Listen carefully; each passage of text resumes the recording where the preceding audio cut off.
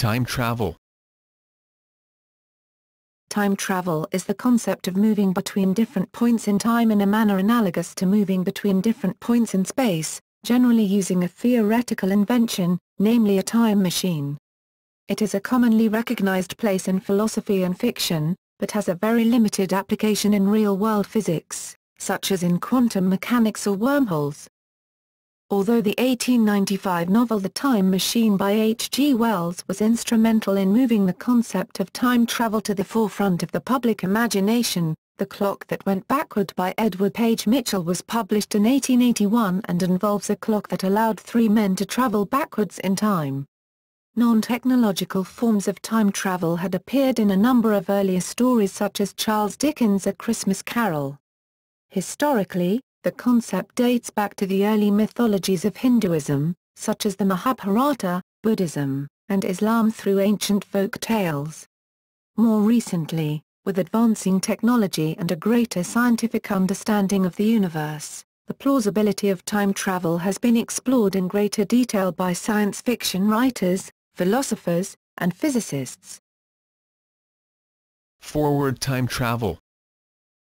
There is no widespread agreement as to which written work should be recognized as the earliest example of a time travel story, since a number of early works feature elements ambiguously suggestive of time travel. Ancient folk tales and myths sometimes involved something akin to traveling forward in time. For example, in Hindu mythology, the Mahabharata mentions the story of the king Ayavata Kakutmi, who travels to heaven to meet the creator Brahma and is shocked to learn that many ages have passed when he returns to earth.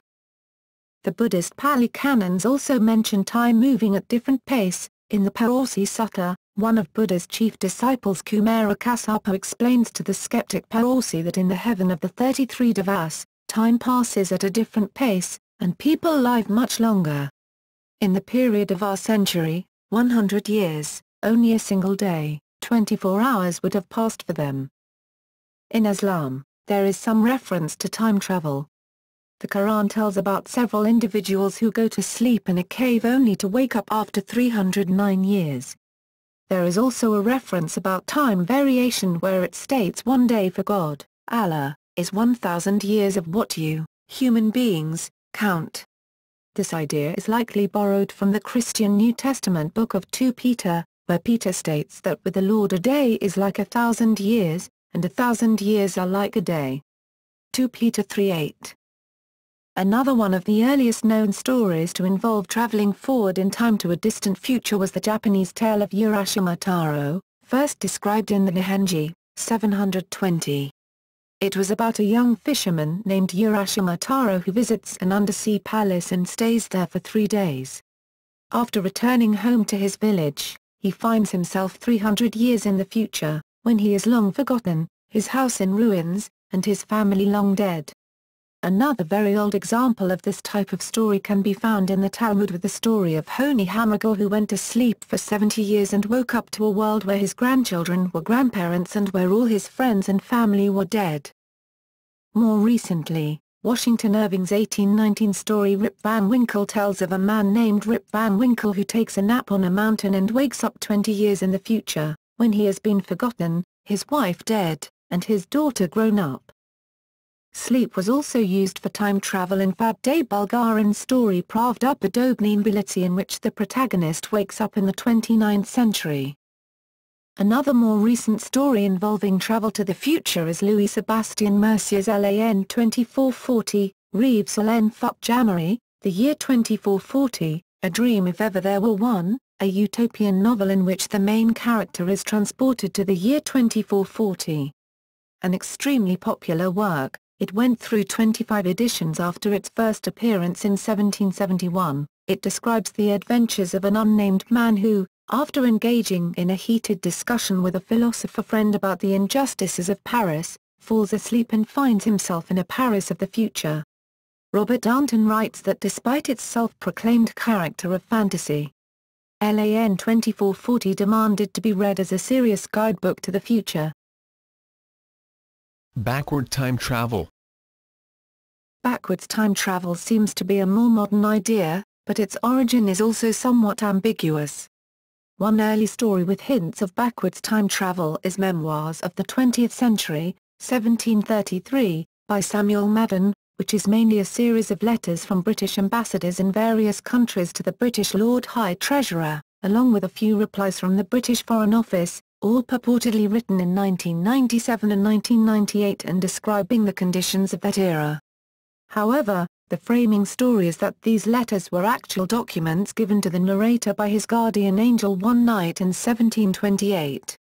For this reason, Paul Aughton suggests in his book Origins of Futuristic Fiction that the first time traveler in English literature is a guardian angel who returns with state documents from 1998 to the year 1728, although the book does not explicitly show how the angel obtained these documents.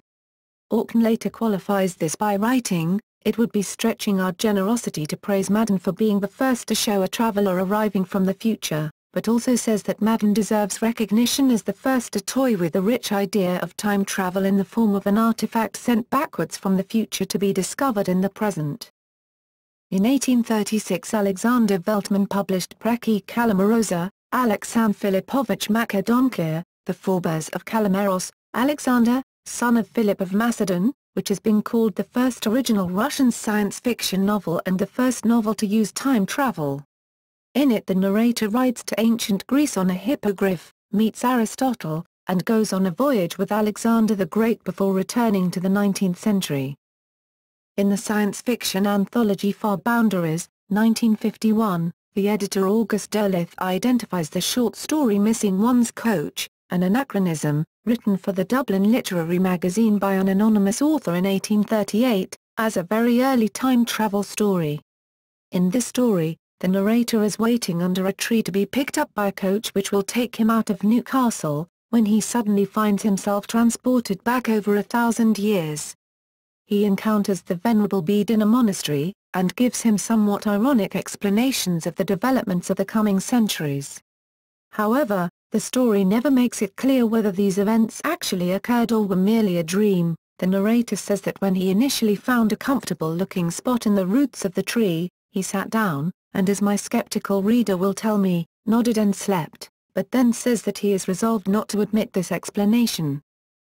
A number of dreamlike elements of the story may suggest otherwise to the reader, such as the fact that none of the members of the monastery seem to be able to see him at first, and the abrupt ending in which Bede has been delayed talking to the narrator and so the other monks burst in thinking that some harm has come to him, and suddenly the narrator finds himself back under the tree in the present, August 1837, with his coach having just passed his spot on the road, leaving him stranded in Newcastle for another night. Charles Dickens' 1843 book A Christmas Carol is considered by some to be one of the first depictions of time travel in both directions, as the main character, Ebenezer Scrooge, is transported to Christmases past, present and yet to come. These might be considered mere visions rather than actual time travel, though, since Scrooge only viewed each time period passively, unable to interact with them. A more clear example of backwards time travel is found in the popular 1861 book Paris avant les Hommes, Paris Before Men, by the French botanist and geologist Pierre Boitard, published posthumously. In this story the main character is transported into the prehistoric past by the magic of a lame demon, a French pun on Boitard's name, where he encounters such extinct animals as a plesiosaur, as well as Boitard's imagined version of an ape-like human ancestor, and is able to actively interact with some of them. The first time travel story to feature time travel by means of a time machine was the short story The Clock That Went Backward by Edward Page Mitchell, which appeared in the New York Sun in 1881.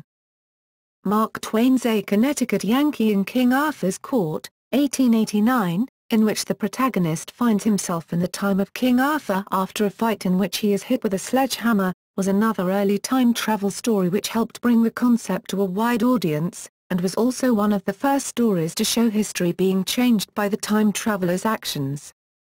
Enrique Gaspar Wierenbau's 1887 book El Anachronopete. This idea gained popularity with the H. G. Wells story The Time Machine, published in 1895, preceded by a less influential story of time travel Wells wrote in 1888, titled The Chronic Argonauts. The term time machine, coined by Wells, is now universally used to refer to such a vehicle. Since that time, both science and fiction, see time travel in fiction, have expanded on the concept of time travel. Theory. Some theories, most notably special and general relativity, suggest that suitable geometries of space-time, or specific types of motion in space, might allow time travel into the past and future if these geometries or motions are possible. In technical papers, physicists generally avoid the commonplace language of moving, or traveling through time. Movement normally refers only to a change in spatial position as the time coordinate is varied, and instead discuss the possibility of closed time-like curves, which are worldlines that form closed loops in space-time, allowing objects to return to their own past. There are known to be solutions to the equations of general relativity that describe spacetimes which contain closed time-like curves, such as Gödel spacetime, but the physical plausibility of these solutions is uncertain. Relativity predicts that if one were to move away from the Earth at relativistic velocities and return, more time would have passed on Earth than for the traveler, so in this sense it is accepted that relativity allows travel into the future. According to relativity, there is no single objective answer to how much time has really passed between the departure and a return, but there is an objective answer to how much proper time has been experienced by both the Earth and the traveler, that is, how much each has aged. See twin paradox. On the other hand, many in the scientific community believe that backwards time travel is highly unlikely. Any theory that would allow time travel would introduce potential problems of causality. The classic example of a problem involving causality is the grandfather paradox. What if one were to go back in time and kill one's own grandfather before one's father was conceived? But some scientists believe that paradoxes can be avoided by appealing either to the Novikov self-consistency principle or to the notion of branching parallel universes. See the paradoxes section below. Tourism in time. Stephen Hawking has suggested that the absence of tourists from the future is an argument against the existence of time travel, a variant of the Fermi paradox. Of course, this would not prove that time travel is physically impossible, since it might be that time travel is physically possible but that it is never developed, or is cautiously never used. And even if it is developed, Hawking notes elsewhere that time travel might only be possible in a region of spacetime that is warped in the correct way, and that if we cannot create such a region until the future, then time travelers would not be able to travel back before that date, so this picture would explain why we haven't been overrun by tourists from the future. This simply means until we reach the point that a time machine is really invented, we will not be able to see time travelers. Carl Sagan also once suggested the possibility that time travelers could be here, but are disguising their existence or are not recognized as time travelers. It is because bringing unintentional changes in time-space continuum can bring about undesired outcomes to those travelers. It can also alter established past events. General relativity. However, the theory of general relativity does suggest a scientific basis for the possibility of backwards time travel in certain unusual scenarios, although arguments from semi-classical gravity suggest that when quantum effects are incorporated into general relativity, these loopholes may be closed. These semi-classical arguments led Hawking to formulate the chronology protection conjecture, suggesting that the fundamental laws of nature prevent time travel, but physicists cannot come to a definite judgment on the issue without a theory of quantum gravity to join quantum mechanics and general relativity into a completely unified theory. Time travel to the past in physics. Time travel to the past is theoretically allowed using the following methods. Traveling faster than the speed of light, the use of cosmic strings and black holes, wormholes and Alcubierre drive. Via faster than light FTL travel. If one were able to move information or matter from one point to another faster than light, then according to the theory of relativity, there would be some inertial frame of reference in which the signal or object was moving backward in time. This is a consequence of the relativity of simultaneity in special relativity, which says that in some cases different reference frames will disagree on whether two events at different locations happened at the same time, or not, and they can also disagree on the order of the two events. Technically, these disagreements occur when the space-time interval between the events is space-like, meaning that neither event lies in the future light cone of the other. If one of the two events represents the sending of a signal from one location and the second event represents the reception of the same signal at another location, then as long as the signal is moving at the speed of light or slower, the mathematics of simultaneity ensures that all reference frames agree that the transmission event happened before the reception event. However, in the case of a hypothetical signal moving faster than light, there would always be some frames in which the signal was received before it was sent, so that the signal could be said to have moved backwards in time. And since one of the two fundamental postulates of special relativity says that the laws of physics should work the same way in every inertial frame, then if it is possible for signals to move backwards in time in any one frame, it must be possible in all frames. This means that if observer A sends a signal to observer B which moves FTL, faster than light, in A's frame but backwards in time in B's frame, and then B sends a reply which moves FTL in B's frame but backwards in time in A's frame, it could work out that A receives the reply before sending the original signal, a clear violation of causality in every frame. An illustration of such a scenario using space-time diagrams can be found here. The scenario is sometimes referred to as a tachyonic anti-telephone. According to special relativity, it would take an infinite amount of energy to accelerate a slower-than-light object to the speed of light.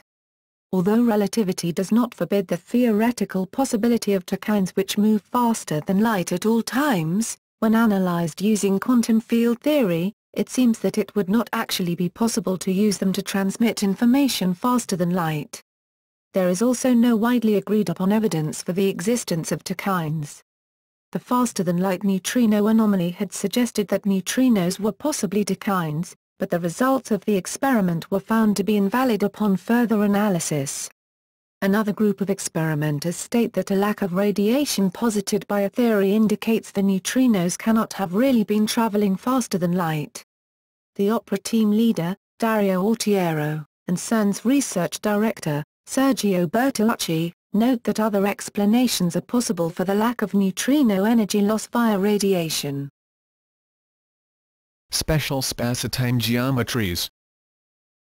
The general theory of relativity extends the special theory to cover gravity, illustrating it in terms of curvature in space-time caused by mass energy and the flow of momentum. General relativity describes the universe under a system of field equations, and there exist solutions to these equations that permit what are called closed time-like curves, and hence time travel into the past.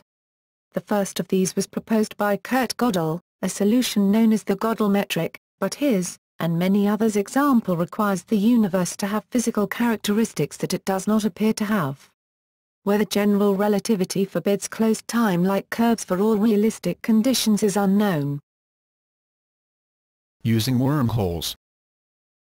Wormholes are a hypothetical warped space-time which are also permitted by the Einstein field equations of general relativity, although it would be impossible to travel through a wormhole unless it were what is known as a traversable wormhole. A proposed time travel machine using a traversable wormhole would, hypothetically, work in the following way: one end of the wormhole is accelerated to some significant fraction of the speed of light, perhaps with some advanced propulsion system, and then brought back to the point of origin. Alternatively, another way is to take one entrance of the wormhole and move it to within the gravitational field of an object that has higher gravity than the other entrance, and then return it to a position near the other entrance. For both of these methods, time dilation causes the end of the wormhole that has been moved to have aged less than the stationary end, as seen by an external observer. However, time connects differently through the wormhole than outside it, so that synchronized clocks at either end of the wormhole will always remain synchronized as seen by an observer passing through the wormhole, no matter how the two ends move around. This means that an observer entering the accelerated end would exit the stationary end when the stationary end was the same age that the accelerated end had been at the moment before entry. For example, if prior to entering the wormhole the observer noted that a clock at the accelerated end read a date of 2007 while a clock at the stationary end read 2012, then the observer would exit the stationary end when its clock also read 2007, a trip backwards in time as seen by other observers outside. One significant limitation of such a time machine is that it is only possible to go as far back in time as the initial creation of the machine. In essence, it is more of a path through time than it is a device that itself moves through time, and it would not allow the technology itself to be moved backwards in time. This could provide an alternative explanation for Hawking's observation: a time machine will be built someday, but has not yet been built, so the tourists from the future cannot reach this far back in time. According to current theories on the nature of wormholes, construction of a traversable wormhole would require the existence of a substance with negative energy, often referred to as exotic matter. More technically, the wormhole spacetime requires a distribution of energy that violates various energy conditions, such as the null energy condition along with the weak, strong, and dominant energy conditions. However, it is known that quantum effects can lead to small measurable violations of the null energy condition, and many physicists believe that the required negative energy may actually be possible due to the Casimir effect in quantum physics. Although early calculations suggested a very large amount of negative energy would be required, later calculations showed that the amount of negative energy can be made arbitrarily small. In 1993, Matt Visser argued that the two mouths of a wormhole with such an induced clock difference could not be brought together without inducing quantum field and gravitational effects that would either make the wormhole collapse or the two mouths repel each other. Because of this, the two mouths could not be brought close enough for causality violation to take place. However, in a 1997 paper, Visser hypothesized that a complex Roman ring, named after Tom Roman, configuration of an n number of wormholes arranged in a symmetric polygon could still act as a time machine, although he concludes that this is more likely a flaw in classical quantum gravity theory rather than proof that causality violation is possible. Other approaches based on general relativity. Another approach involves a dense spinning cylinder usually referred to as a Tipler cylinder, a grain solution discovered by Willem Jacob van Stockham in 1936 and Cornel Lanczos in 1924, but not recognized as allowing closed time-like curves until an analysis by Frank Tipler in 1974. If a cylinder is infinitely long and spins fast enough about its long axis, then a spaceship flying around the cylinder on a spiral path could travel back in time, or forward, depending on the direction of his spiral. However, the density and speed required is so great that ordinary matter is not strong enough to construct it. A similar device might be built from a cosmic string, but none are known to exist, and it does not seem to be possible to create a new cosmic string. Physicist Robert Ford noted that a naive application of general relativity to quantum mechanics suggests another way to build a time machine. A heavy atomic nucleus and a strong magnetic field would elongate into a cylinder, whose density and spin are enough to build a time machine. Gamma rays projected at it might allow information, not matter, to be sent back in time. However, he pointed out that until we have a single theory combining relativity and quantum mechanics, we will have no idea whether such speculations are nonsense.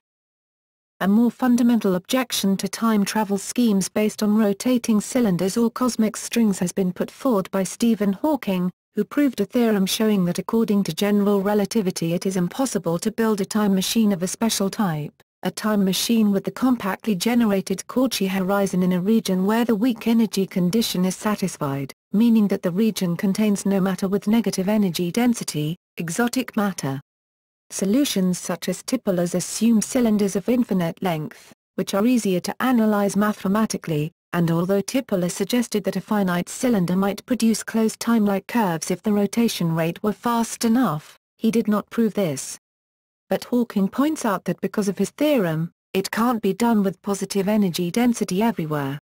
I can prove that to build a finite time machine, you need negative energy.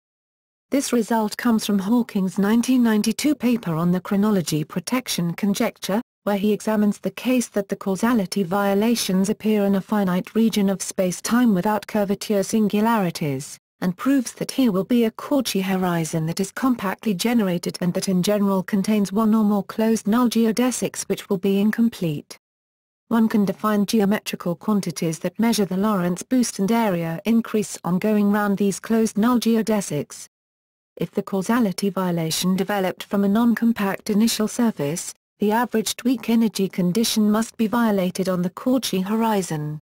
However, this theorem does not rule out the possibility of time travel 1, by means of time machines with a non-compactly generated Cauchy horizons, such as the Deutsch-Politzer time machine, and 2, in regions which contain exotic matter, which would be necessary for traversable wormholes or the Alcubierre drive.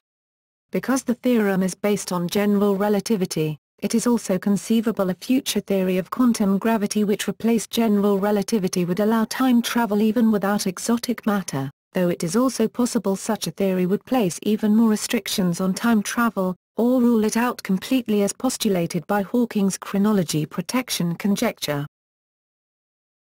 Experiments carried out.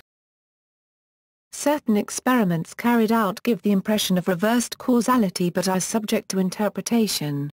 For example, in the delayed choice quantum eraser experiment performed by Marlin Scully, pairs of entangled photons are divided into signal photons and idler photons, with the signal photons emerging from one of two locations and their position later measured as in the double-slit experiment, and depending on how the idler photon is measured, the experimenter can either learn which of the two locations the signal photon emerged from or erase that information. Even though the signal photons can be measured before the choice has been made about the idler photons, the choice seems to retroactively determine whether or not an interference pattern is observed when one correlates measurements of idler photons to the corresponding signal photons. However, since interference can only be observed after the idler photons are measured and they are correlated with the signal photons, there is no way for experimenters to tell what choice will be made in advance just by looking at the signal photons, and under most interpretations of quantum mechanics the results can be explained in a way that does not violate causality. The experiment of Lijun Wang might also show causality violation since it made it possible to send packages of waves through a bulb of cesium gas in such a way that the package appeared to exit the bulb 62 nanoseconds before its entry. But a wave package is not a single well-defined object but rather a sum of multiple waves of different frequencies, see Fourier analysis, and the package can appear to move faster than light or even backwards in time even if none of the pure waves in the sum do so. This effect cannot be used to send any matter, energy, or information faster than light, so this experiment is understood not to violate causality either. The physicists Gunter Nimtz and Alfons Stahlhofen, of the University of Koblenz, claim to have violated Einstein's theory of relativity by transmitting photons faster than the speed of light. They say they have conducted an experiment in which microwave photons traveled instantaneously between a pair of prisms that had been moved up to 3 feet, 0.91 m, apart, using a phenomenon known as quantum tunneling. Nimtz told New Scientist magazine, "For the time being, this is the only violation of special relativity that I know of." However, other physicists say that this phenomenon does not allow information to be transmitted faster than light. Ephraim Steinberg, a quantum optics expert at the University of Toronto, Canada, uses the analogy of a train traveling from Chicago to New York, but dropping off train cars at each station along the way, so that the center of the train moves forward at each stop. In this way, the speed of the center of the train exceeds the speed of any of the individual cars. Some physicists have performed experiments that attempted to show causality violations, but so far without success. The space-time twisting by light, STL, experiment run by physicist Ronald Mallet attempts to observe a violation of causality when a neutron is passed through a circle made up of a laser whose path has been twisted by passing it through a photonic crystal. Mallet has some physical arguments that suggest that closed time-like curves would become possible through the center of a laser that has been twisted into a loop. However, other physicists dispute his arguments, see objections. Sheng-Wang Du claims in a peer-reviewed journal to have observed single photons precursors, saying that they travel no faster than c in a vacuum. His experiment involved slow light as well as passing light through a vacuum. He generated two single photons, passing one through rubidium atoms that had been cooled with a laser, thus slowing the light, and passing one through a vacuum. Both times, apparently, the precursors preceded the photon's main bodies, and the precursor traveled at c in a vacuum. According to Du, this implies that there is no possibility of light traveling faster than c, and, thus, violating causality. Some members of the media took this as an indication of proof that time travel was impossible. Non-physics-based experiments. Several experiments have been carried out to try to entice future humans, who might invent time travel technology, to come back and demonstrate it to people of the present time. Events such as Perth's Destination Day, 2005, or MIT's Time Traveler Convention heavily publicized permanent advertisements of a meeting time and place for future time travelers to meet. Back in 1982, a group in Baltimore, Maryland, identifying itself as the Chrononauts, hosted an event of this type welcoming visitors from the future. These experiments only stood the possibility of generating a positive result demonstrating the existence of time travel, but have failed so far. No time travelers are known to have attended either event. It is hypothetically possible that future humans have traveled back in time, but have traveled back to the meeting time and place in a parallel universe. Another factor is that for all the time travel devices considered under current physics, such as those that operate using wormholes, it is impossible to travel back to before the time machine was actually made. Time travel to the future in physics. There are various ways in which a person could travel into the future in a limited sense. The person could set things up so that in a small amount of his own subjective time, a large amount of subjective time has passed for other people on Earth. For example, an observer might take a trip away from the Earth and back at relativistic velocities, with the trip only lasting a few years according to the observer's own clocks, and return to find that thousands of years had passed on Earth. It should be noted, though, that according to relativity there is no objective answer to the question of how much time really passed during the trip. It would be equally valid to say that the trip had lasted only a few years or that the trip had lasted thousands of years, depending on the choice of reference frame. This form of travel into the future is theoretically allowed, and has been demonstrated at very small time scales, using the following methods.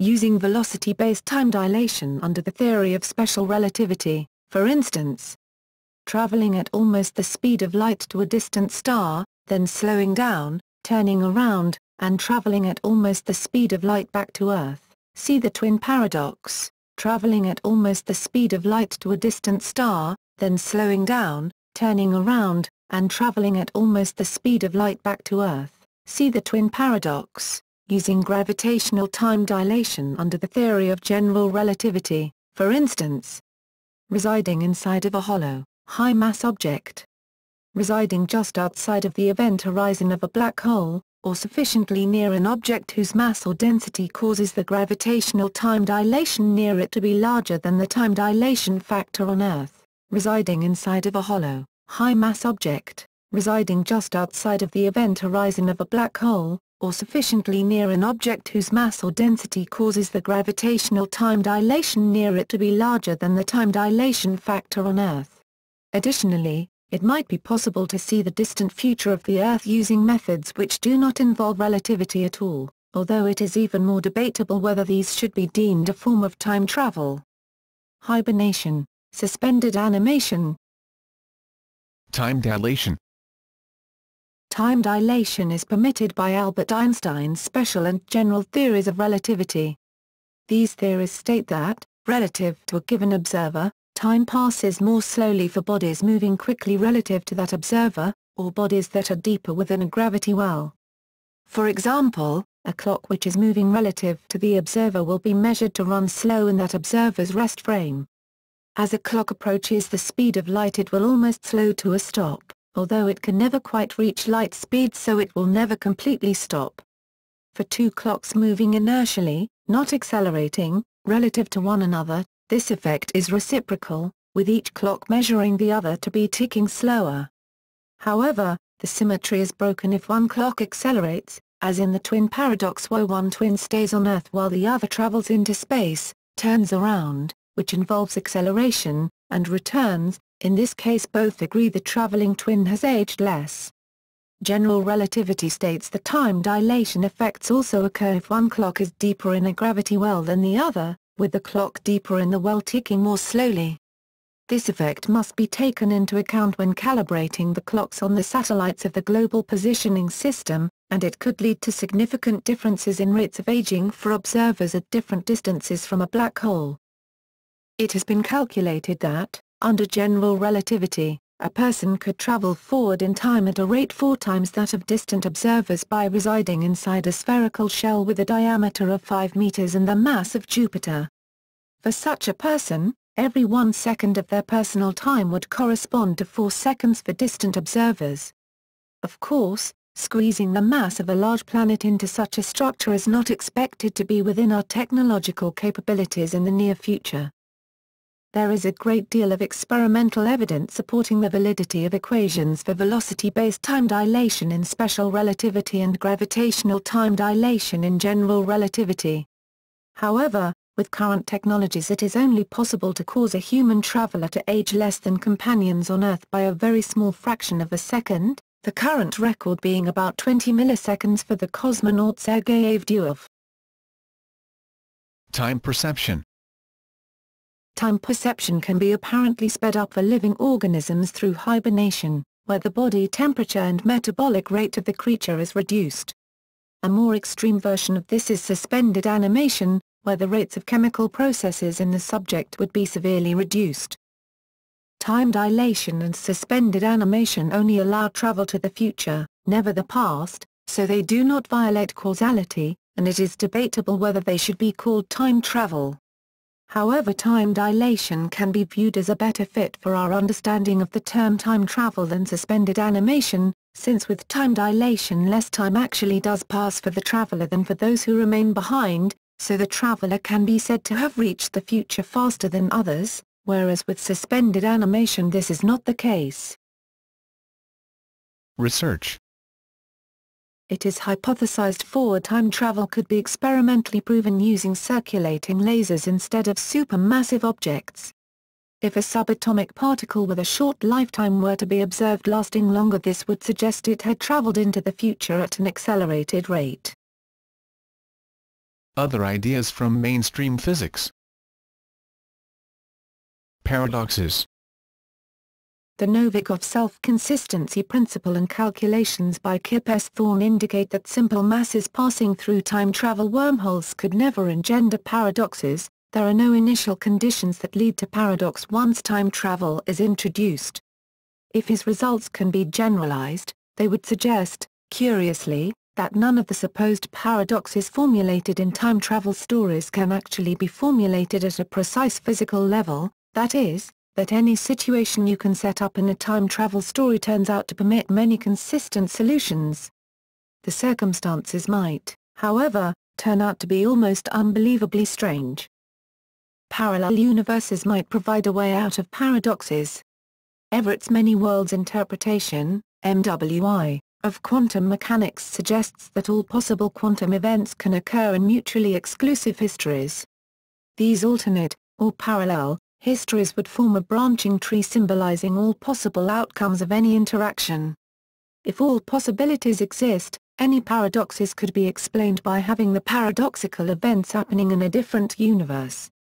This concept is most often used in science fiction, but some physicists such as David Deutsch have suggested that if time travel is possible and the MWI is correct, then a time traveler should indeed end up in a different history than the one he started from. Explained here by Dr. Peter Koch, YouTube.com. On the other hand, Stephen Hawking has argued that even if the MWI is correct, we should expect each time traveler to experience a single self-consistent history, so that time travelers remain within their own world rather than traveling to a different one. And the physicist Alan Everett argued that Deutsch's approach involves modifying fundamental principles of quantum mechanics. It certainly goes beyond simply adopting the MWI. Everett also argues that even if Deutsch's approach is correct, it would imply that any macroscopic object composed of multiple particles would be split apart when traveling back in time through a wormhole, with different particles emerging in different worlds. Daniel Greenberger and Carl Svozil proposed that quantum theory gives a model for time travel without paradoxes. The quantum theory observation causes possible states to collapse into one measured state. Hence, the past observed from the present is deterministic, it has only one possible state, but the present observed from the past has many possible states until our actions cause it to collapse into one state. Our actions will then be seen to have been inevitable. Using quantum entanglement. Quantum mechanical phenomena such as quantum teleportation, the EPR paradox, or quantum entanglement might appear to create a mechanism that allows for faster-than-light, FTL, communication or time travel, and in fact some interpretations of quantum mechanics such as the Bochum interpretation presume that some information is being exchanged between particles instantaneously in order to maintain correlations between particles. This effect was referred to as spooky action at a distance by Einstein. Nevertheless, the fact that causality is preserved in quantum mechanics is a rigorous result in modern quantum field theories, and therefore modern theories do not allow for time travel or FTL communication. In any specific instance where FTL has been claimed, more detailed analysis has proven that to get a signal, some form of classical communication must also be used. The no-communication theorem also gives a general proof that quantum entanglement cannot be used to transmit information faster than classical signals.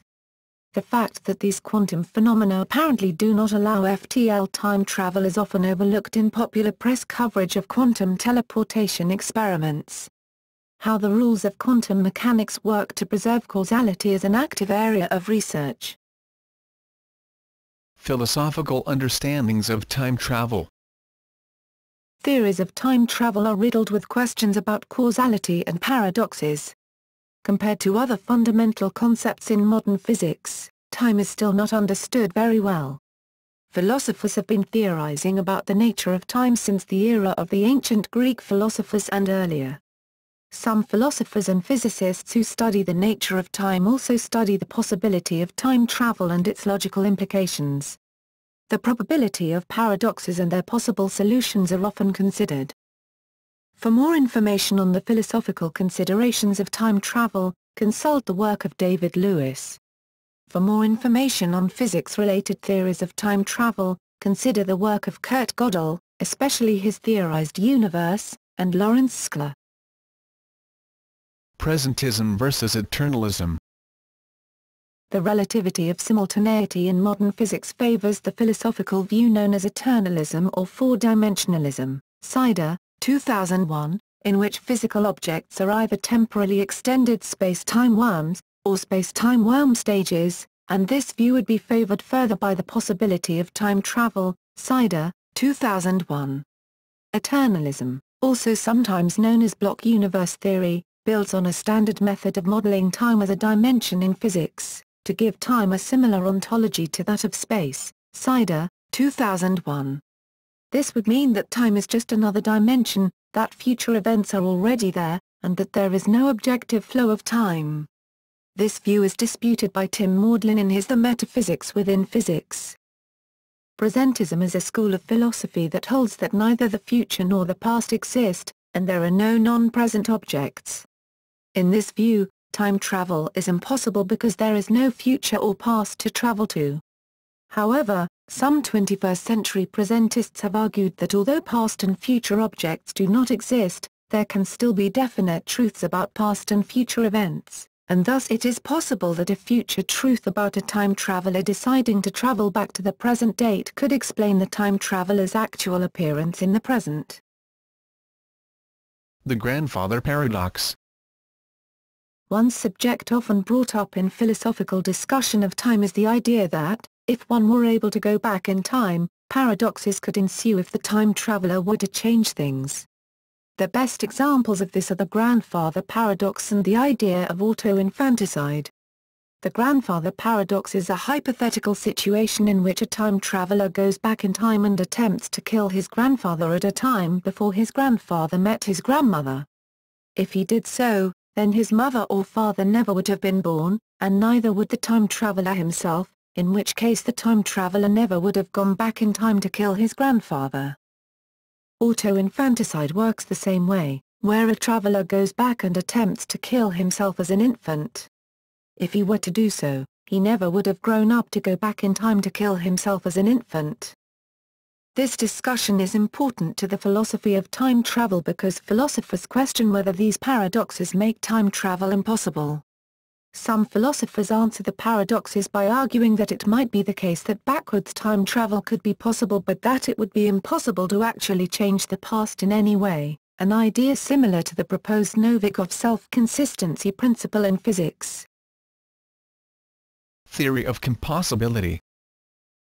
David Lewis's analysis of compossibility and the implications of changing the past is meant to account for the possibilities of time travel in a one-dimensional conception of time without creating logical paradoxes. Consider Lewis' example of Tim. Tim hates his grandfather and would like nothing more than to kill him. The only problem for Tim is that his grandfather died years ago. Tim wants so badly to kill his grandfather himself that he constructs a time machine to travel back to 1955 when his grandfather was young and kill him then. Assuming that Tim can travel to a time when his grandfather is still alive, the question must then be raised, can Tim kill his grandfather? For Lewis, the answer lies within the context of the usage of the word can. Lewis explains that the word can must be viewed against the context of pertinent facts relating to the situation. Suppose that Tim has a rifle, years of rifle training, a straight shot on a clear day and no outside force to restrain Tim's trigger finger. Can Tim shoot his grandfather? Considering these facts, it would appear that Tim can in fact kill his grandfather. In other words, all of the contextual facts are compossible with Tim killing his grandfather. However, when reflecting on the compossibility of a given situation, we must gather the most inclusive set of facts that we are able to. Consider now the fact that in Tim's universe his grandfather actually died in 1993 and not in 1955. This new fact about Tim's situation reveals that Tim killing his grandfather is not compossible with the current set of facts.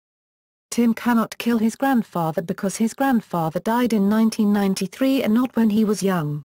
Thus, Lewis concludes, the statements Tim doesn't but can, because he is what it takes, and Tim doesn't, and can't, because it is logically impossible to change the past, are not contradictions. They are both true given the relevant set of facts. The usage of the word can is equivocal, he can, and cannot under different relevant facts. So what must happen to Tim as he takes aim? Lewis believes that his gun will jam, a bird will fly in the way, or Tim simply slips on a banana peel. Either way, there will be some logical force of the universe that will prevent Tim every time from killing his grandfather. Ideas from fiction. Rules of time travel. Time travel themes in science fiction and the media can generally be grouped into two general categories, based on effect. Methods are extremely varied and numerous, each of which can be further subdivided. However, there are no formal names for these two categories, so concepts rather than formal names will be used with notes regarding what categories they are placed under. Note: these classifications do not address the method of time travel itself, that is how to travel through time, but instead call to attention differing rules of what happens to history. As used in this section, timeline refers to all physical events in history, so that in time travel stories where events can be changed, the time traveler can create a new or altered timeline. This usage of timeline is fairly common in time travel fiction, and is distinct from the usage of timeline to refer to a type of chart created by humans to illustrate a particular series of events. See timeline. This concept is also distinct from the concept of a world line, a term from Einstein's theory of relativity which refers to the entire history of a single object, usually idealized as a point particle, that forms a distinct path through four-dimensional space-time. Immutable timelines. Time travel in a Type I universe does not allow paradoxes such as the grandfather paradox to occur, where one deduces both a conclusion and its opposite. In the case of the grandfather paradox, one can start with the premise of the time traveler killing his grandfather, and reach the conclusion that the time traveler will not be able to kill his grandfather since he was never born, though it can allow other paradoxes to occur. In 1.1, the Novikov self-consistency principle asserts that the existence of a method of time travel constrains events to remain self-consistent. This will cause any attempt to violate such consistency to fail, even if seemingly extremely improbable events are required. In 1.2, time travel is constrained to prevent paradox. How this occurs is dependent on whether interaction with the past is possible. If interaction with the past is possible and one attempts to make a paradox, one undergoes involuntary or uncontrolled time travel. In the time travel stories of Connie Willis, time travelers encounter slippage, which prevents them from either reaching the intended time or translates them a sufficient distance from their destination at the intended time, as to prevent any paradox from occurring. In the Dancers at the End of Time series, Michael Moorcock invented a plot device called the Morpale effect. This causes a time traveler to be ejected from the time in which he or she is about to cause a paradox. The general consequences are that time travel to the traveler's past is difficult, and many time travelers find themselves adventuring deeper and deeper into their future. If interaction with the past is not possible, then the traveler simply becomes an invisible insubstantial phantom unable to interact with the past, as in the case of James Harrigan in Michael Garrett's Brief Encounter. While a Type I universe will prevent a grandfather paradox, it does not prevent paradoxes in other aspects of physics such as the predestination paradox and the bootstrap paradox. GURPS Infinite Worlds calls this free lunch paradox. The predestination paradox is where the traveler's actions create some type of causal loop, in which some event A in the future helps cause event B in the past via time travel, and the event B in turn is one of the causes of A. For instance, a time traveler might go back to investigate a specific historical event like the Great Fire of London, and their actions in the past could then inadvertently end up being the original cause of that very event. Examples of this kind of causal loop are found in Robert Ford's novel Time Master, the Twilight Zone episode No Time Like the Past, EC comic stories like Man Who Was Killed in Time, Weird Science No. 5, Why Papa Left Home, Weird Science No. 11, Only Time Will Tell, Weird Fantasy No. 1, The Connection, Weird Fantasy No. 9, Skeleton Key, Weird Fantasy No. 16, and Counterclockwise, Weird Fantasy No. 18, the 1980 Gene Otzwek film Somewhere in Time, based on Richard Matheson's novel Bid Time Return, the Michael Moorcock novel Behold the Man, and Logitech / 12 Monkeys.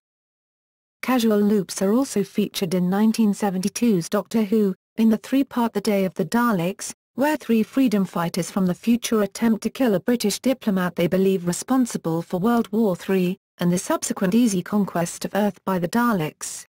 In the future they were taught an explosion at the diplomat's, Sir Reginald Styles, mansion with foreign delegates inside caused the nations of the world to attack each other. The Doctor, John Pertwee, figures out that they caused the explosion all along by way of a temporal paradox. However, this event is averted when the freedom fighter is warned after the Doctor returns to the 20th century.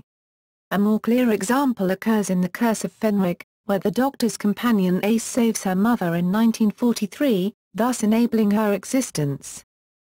In the 2006 crime thriller Deja Vu there appears to be causal loops, as Agent Doug Carlin decides to send a message back in time to save his partner's life, but this will eventually cause his death.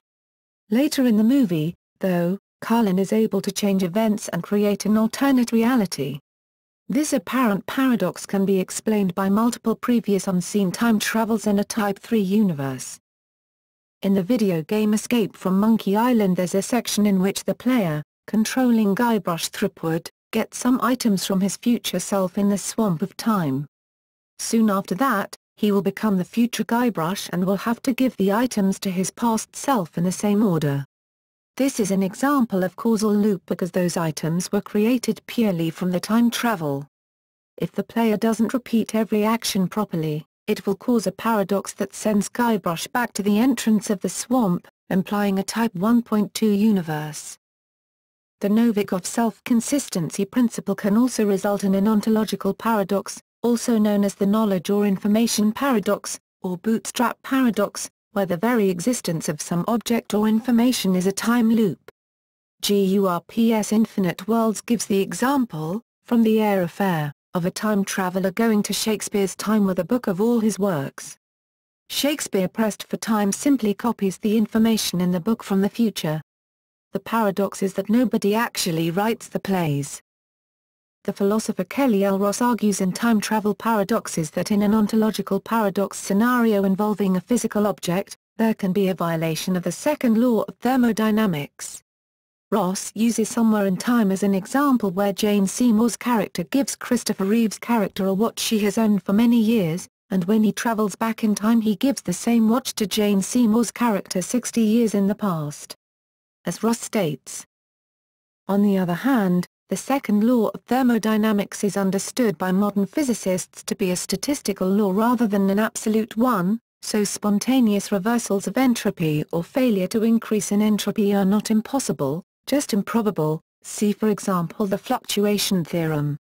In addition, the second law of thermodynamics only states that entropy should increase in systems which are isolated from interactions with the external world, so Igor Novikov, creator of the Novikov self-consistency principle, has argued that in the case of macroscopic objects like the watch whose worldlines form closed loops, the outside world can expend energy to repair wear entropy that the object acquires over the course of its history, so that it will be back in its original condition when it closes the loop.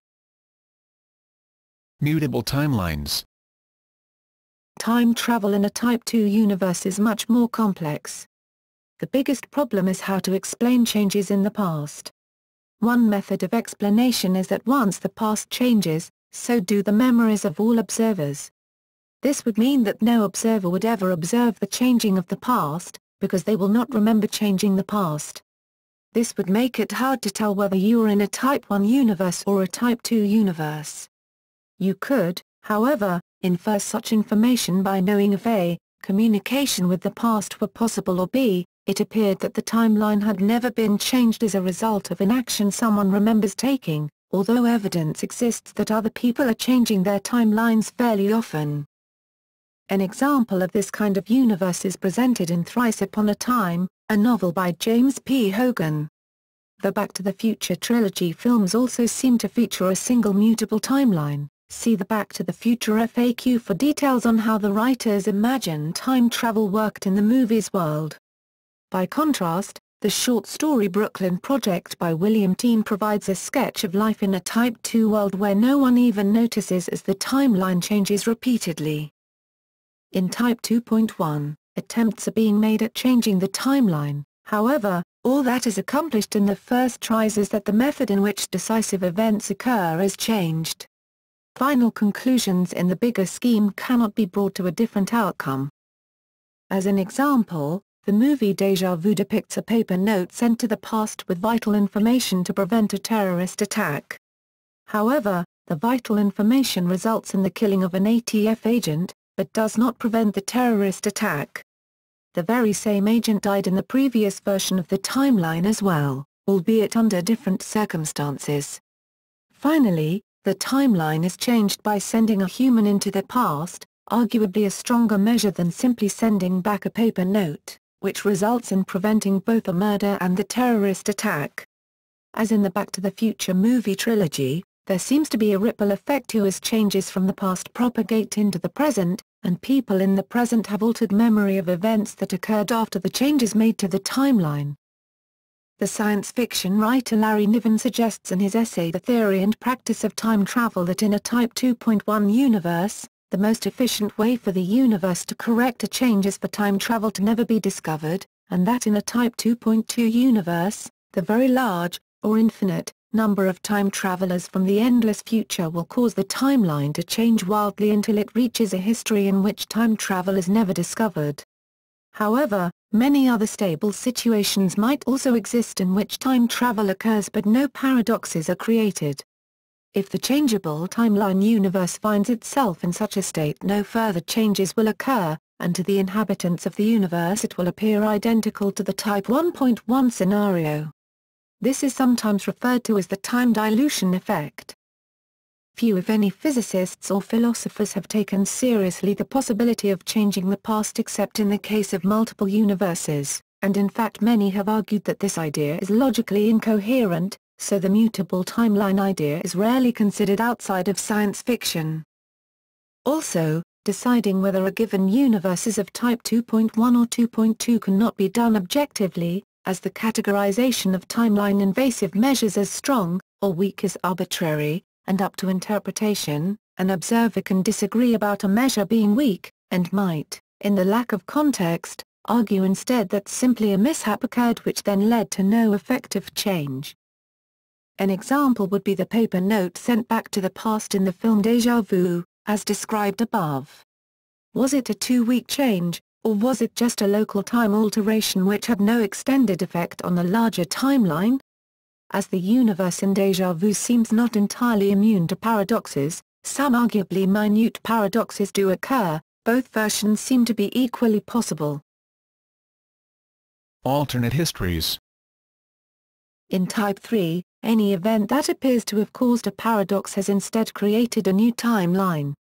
The old timeline remains unchanged, with the time traveler or information sent simply having vanished, never to return. A difficulty with this explanation, however, is that conservation of mass energy would be violated for the origin timeline and the destination timeline.